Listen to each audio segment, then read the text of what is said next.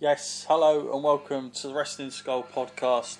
I'm your host John Scott, and unusually I am alone tonight. Thus far, I am hoping at some point to get my co-host, who's normally here every week, Matt, on the show.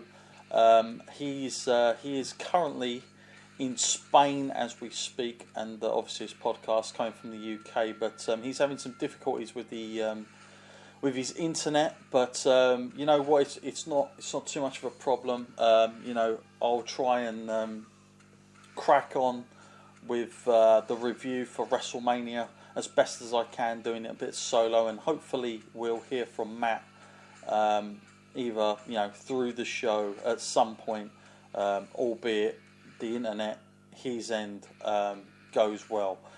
So anyway, guys, I'm your host John Scott, and what a overall weekend it's been. I've got to be honest with you, I'm absolutely exhausted from WrestleMania last night. It's really starting to catch up with me now. It's just such a long show, like starting from in the UK. Because we pretty much have to stay awake during the entire evening. We literally, it just makes it that much more exhausting. So it's like, I think I started watching, the pre-show was like 10 p.m. and I think it wrapped up around, let's say 20 past 5 in the morning, something like that. And then by the time you get all your notes done and you settle down to get some sleep, it was probably about 5:30 or something like that, which is it's an exhausting process. So WrestleMania was a really thoroughly long show, and at some points I actually thought, I wonder if some matches are going to get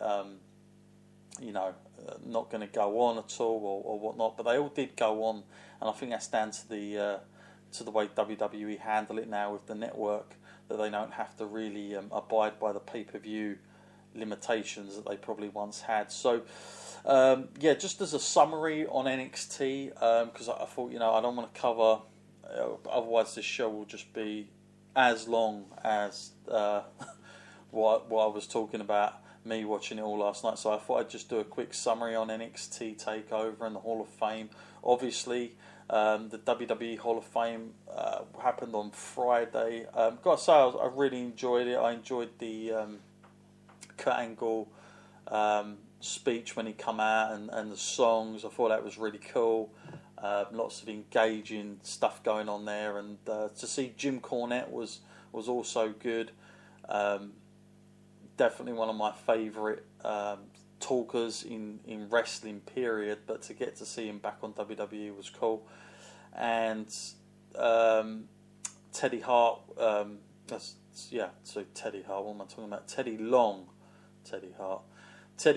who was also inducted by Ron Simmons and JBL. That was also a really good induction as well. So there was lots to take from it. I really enjoyed the entire process. I enjoyed DDPs as well. It was very entertaining. Getting on to Saturday, we had NXT TakeOver, and I felt the tag team match really stole the show that night for me. I really enjoyed that one the most, and that was the one I was kind of a little bit worried about. I'm talking about the triple threat one, by the way. The 4-on-4 right at the beginning of the show, it was good, but it wasn't. No, I don't know. It was missing something. I think like the specialness of it. But Oscar, of course, defending and retaining her title, still keeping undefeated. So yeah, it's been. I felt like. Here's the thing with NXT TakeOver. I felt like after I watched it, and this includes the Shinsuke Nakamura Bobby Roode match, I felt like after I watched it that it was just, I think, WWE's way of saying this is the B show now and the A show is the WWE. And I think after last year that I think WWE went out of their way incredibly hard to tell their audience that you're watching the B show and WrestleMania is the A show, because I felt last year TakeOver stole the weekend, and I don't think they wanted. I just don't think they wanted the closeness of it anymore. I didn't think they wanted that whole follow this kind of attitude with it. So, yeah, that was as interesting as he gets there with that, and I just felt like Vince or whoever probably made a real effort of saying, let's not have this anywhere close to the WWE A. So, NXT TakeOver in general. I mean, listen, Shinsuke Nakamura and Bobby Roode. It was a good match for me. I know people were a little bit down on it, but for me, it was a good match, and I had no problems with it. I think myself and Matt pretty much had got. I think Matt got the whole NXT TakeOver completely spot on with his predictions. I was one out with Shinsuke Nakamura,